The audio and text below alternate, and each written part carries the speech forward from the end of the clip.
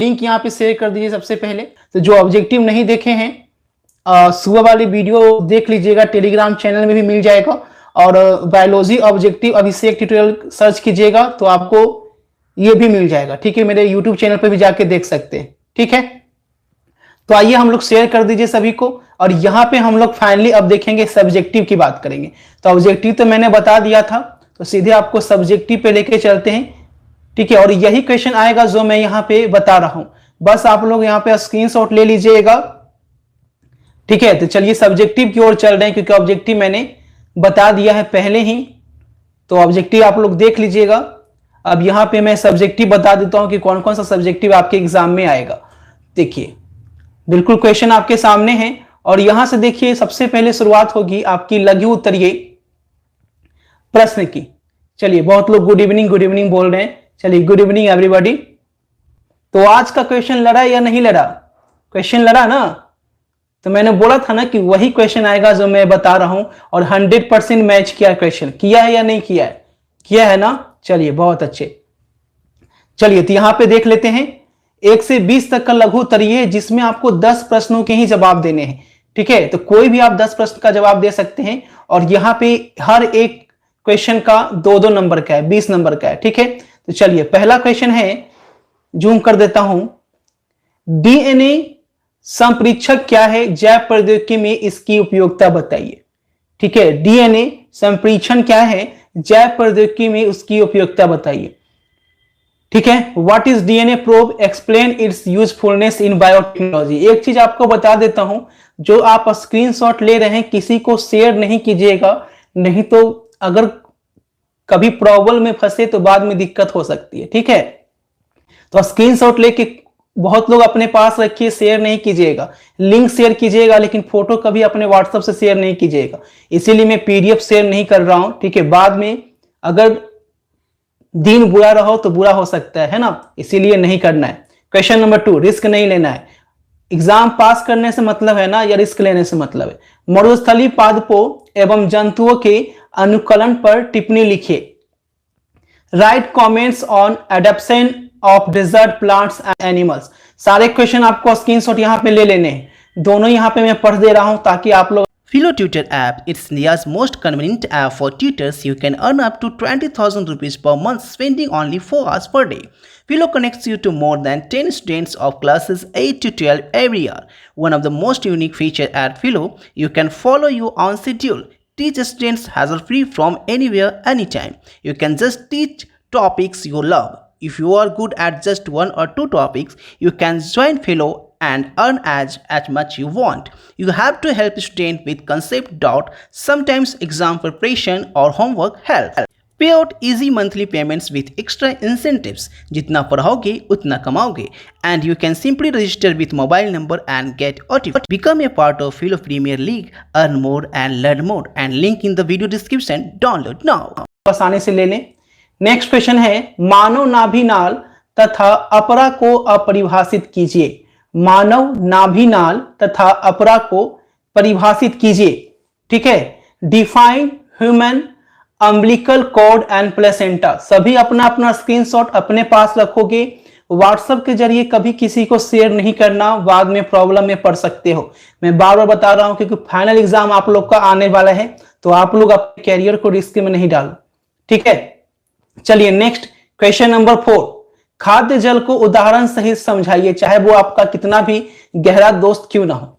Explain food web with example. Explain food web with example. क्योंकि पकड़े सभी लोग नहीं जाते हैं, जिनका नसीब खराब होता है वो पकड़े जाते हैं। किन्हीं 4 यौन संचारित रोगों के नाम लिखिए। Right the names of any 4 sexually transmitted disease. ठीक है, कोई भी 4 सेक्सुअली ट्रांसमिटेड डिजीज का आपको नाम लिख देना है। हर क्वेश्चन 2-2 नंबर का है। क्वेश्चन नंबर 6 है, डीएनए लाइगेज तथा काइटिनेज के बारे में बताइए। Explain about DNA ligase and chitinase. Next है क्वेश्चन नंबर 7।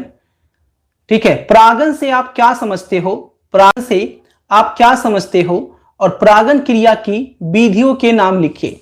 परागण से आप क्या समझते हो और परागण की क्रिया के विधियों के नाम लिखिए। ठीक है, what do you understand bye pollination? Right the name of the pollination method. Next question है क्वेश्चन नंबर 8।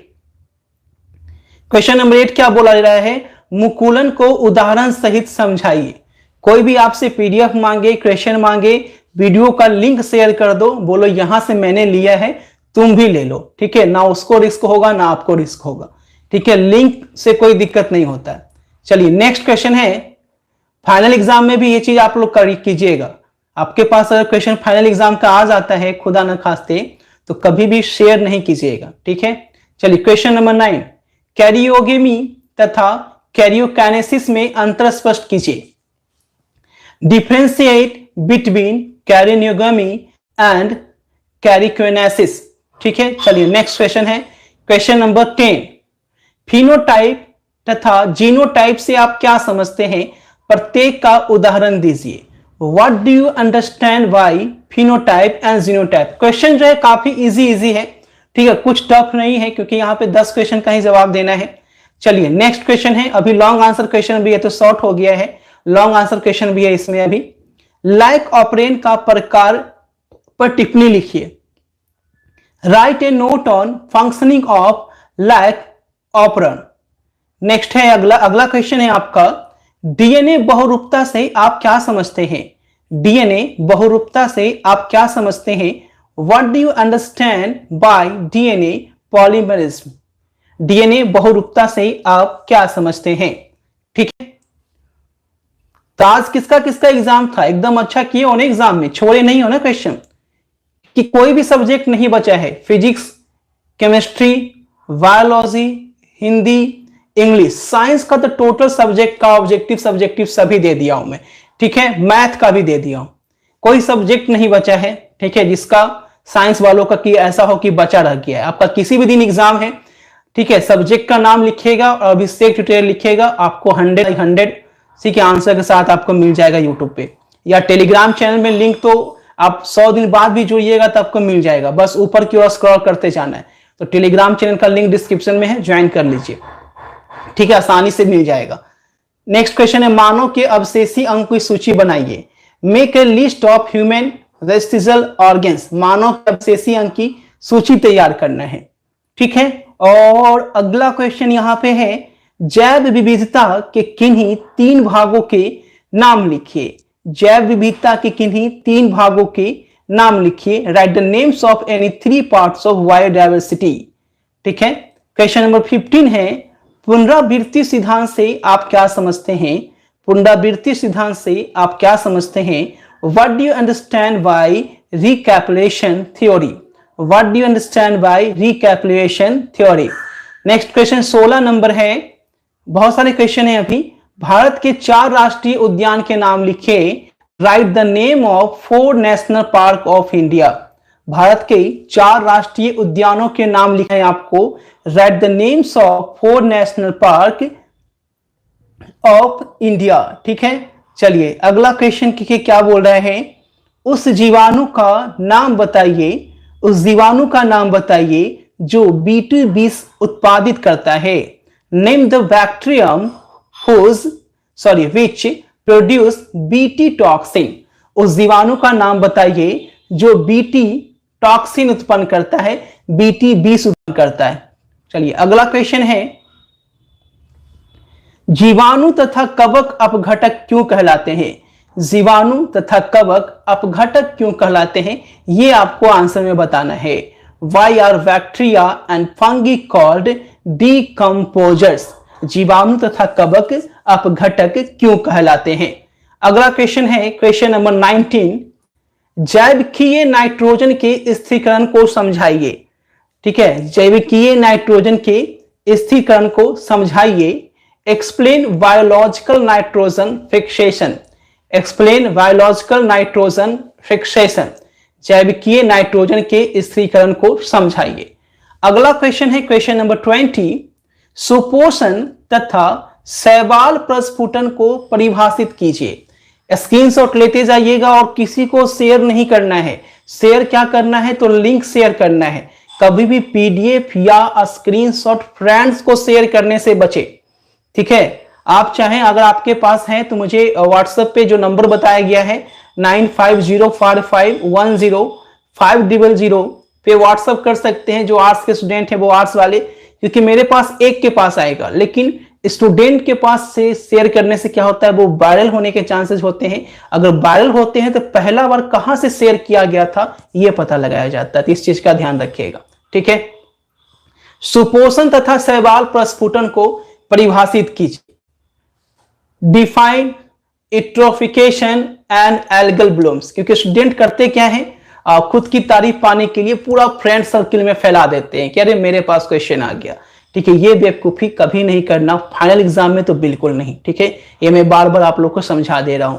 ठीक है, चलिए क्वेश्चन नंबर 20 हो गया। अब यहां पे दीर्घ उत्तरीय प्रश्न, क्योंकि आपके कैरियर की बात है, दीर्घ उत्तरीय प्रश्न यहां पे आपको बताना है। इसमें देखिए क्या बोला जा रहा है, 21 से 26 दीर्घ उत्तरीय प्रश्न है और आपको कोई 3 प्रश्नों का ही जवाब देना है और सभी प्रश्नों का 5 मार्क्स आपको मिलेगा और आंसर जो है 120 शब्द से ज्यादा नहीं देना है, अधिकतम 120 शब्दों में होने चाहिए। देखिए क्या बोला गया है, केंद्रीय डोगमा से आप क्या समझते हैं, प्रतिलेखन का विस्तृत वर्णन कीजिए। यह 5 नंबर का क्वेश्चन है।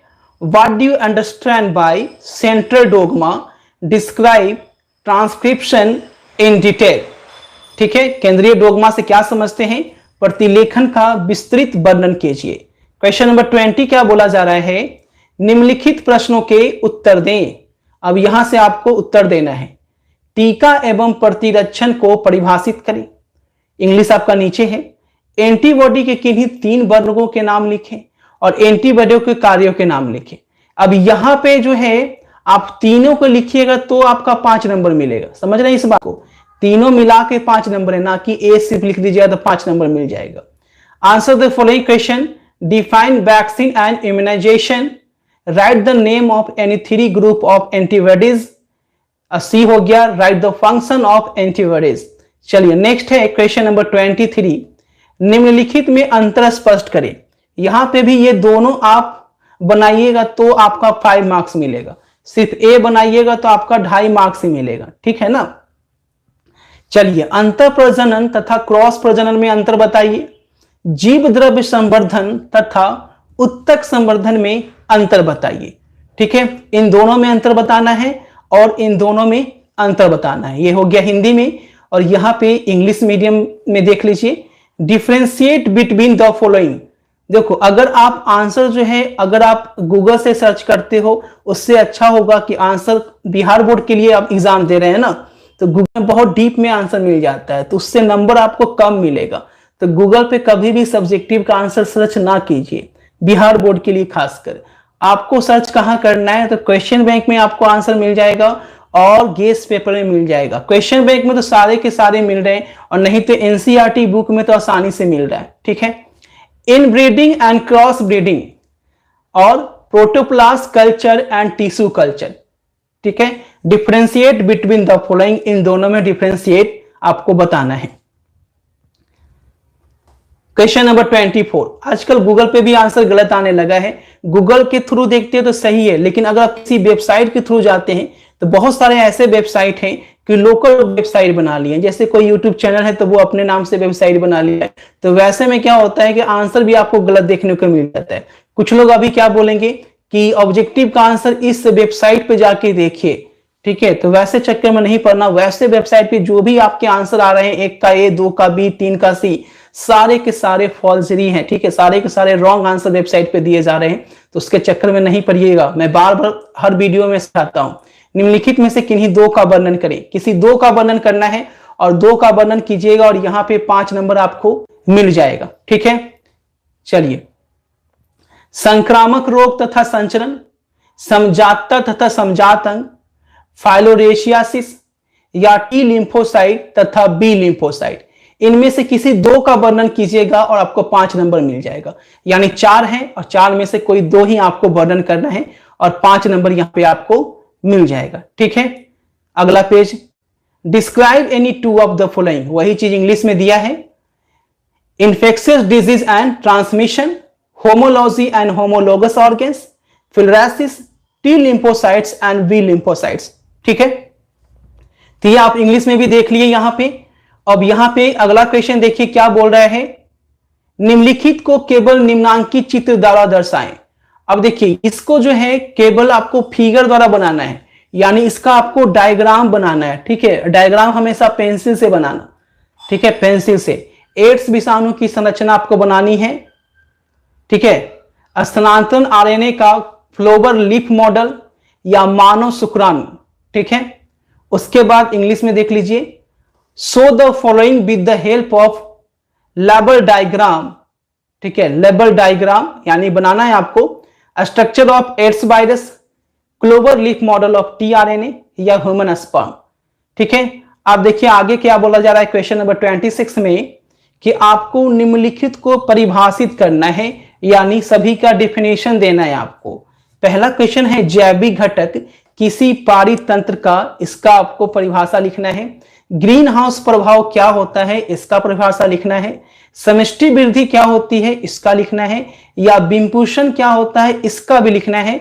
और आगे है जैव उर्वरक क्या होता है, इसका भी आपको एग्जाम्पल लिखना है। Define the following biotic components of an ecosystem, greenhouse effect, population growth, emulation या बायो फर्टिलाइजर।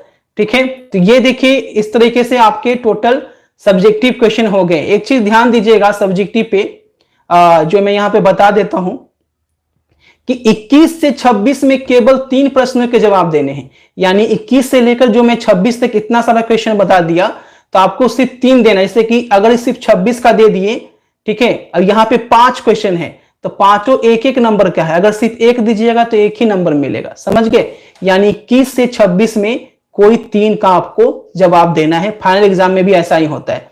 ठीक है, तो हूबहू पैटर्न आपका फाइनल एग्जाम में ही मिलेगा। अब बात करते हैं कि सर फटाफट आंसर हम कहां से सर्च करें जहां से मुझे 2 से 3 मिनट में आंसर मिल जाए। ठीक है, अगर आप गूगल से सर्च करते हैं तो आपको सर्च करने के लिए यहां पे जो लिखा हुआ है ना इंग्लिश में, ये आपको सर्च करना है। इसे व्हाट इज डीएनए प्रोब। तो देखिए यहां पे मैं सर्च करके बताता हूं कैसे है डायरेक्ट। ठीक है, देखिए व्हाट इज डीएनए प्रोब जो आपका क्वेश्चन है। ठीक है, व्हाट इज डीएनए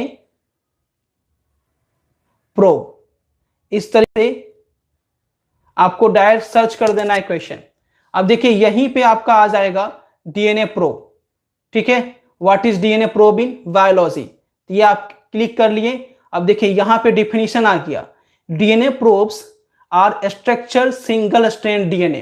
तो ये इंग्लिश मीडियम वाले ऐसे कर सकते हैं। अगर आप हिंदी मीडियम के हैं, गेस पेपर या जो खरीदे हैं ब्रिलियंट का खरीदे हैं तो ब्रिलियंट में आपका मिल जाएगा, या आपके पास क्वेश्चन बैंक है 10 सालों वाला तो उसमें आपको सारा क्वेश्चन मिल जाएगा, या सबसे अच्छा एनसीईआरटी बुक है तो वहां भी मिल जाएगा। बहुत तुरंत आंसर मिल जाता है। ठीक है, तो इस तरीके से आप लोग आंसर ले लें और एग्जाम में पूरा लिख कर आए। ऑब्जेक्टिव आपका दे दिया गया है पिछली क्लास में, तो नीचे मैं लिंक दे दूंगा, या टेलीग्राम में तो पहले से लिंक दिया गया है, वहां से आप लोग देख लीजिए। ठीक है, तो सारे क्वेश्चन हो गए हैं। और एक चीज और आपको इंफॉर्मेशन दे देता हूं, ठीक है, कि सेंटर एग्जाम के सारे क्वेश्चन करीब करीब करा दिए गए हैं, और फाइनल एग्जाम के क्वेश्चन अब यहां पे तैयारी शुरू कर दूंगा मैं। ठीक है, तो क्लासेज कंटिन्यू रहेगी, ऐसा नहीं कि सिर्फ सेंटर एग्जाम के लिए क्लासेज रहेगा। अब फाइनल एग्जाम की तैयारी भी क्लासेज में यहाँ पे शुरू करने जा रहा हूं, तो आप लोग बने रहें चैनल पे और क्लासेज करते रहें। क्लास की टाइमिंग फिर से जान लीजिए। ठीक है, सेंटर एग्जाम के बाद 12 बजे दोपहर में क्लास, दूसरी क्लास शाम के 6:50 में, और तीसरी क्लास रात्रि की 8:50 में। ये टाइमिंग याद रखिएगा। अभी तो टाइमिंग चेंज हो रहा है, लेकिन फाइनल एग्जाम की तैयारी इसी टाइमिंग में डेली होगी सभी सब्जेक्ट के लिए। ठीक है गाइस, मिलते हैं आपसे नेक्स्ट क्लास में। जो भी क्वेश्चन मेरे पास आता है आपको मैं दे दूंगा। अगर आप चाहते हैं मुझे कोई क्वेश्चन सेंड करना तो आप मुझे इस नंबर पे व्हाट्सअप कर सकते हैं। कॉल नहीं कीजिएगा, नहीं तो नंबर ब्लॉक लिस्ट में चला जाएगा। ठीक है गाइस, तो मिलते हैं नेक्स्ट क्लास में। गुड नाइट, और अच्छे से एग्जाम दें और बहुत अच्छा मार्क्स लाएं।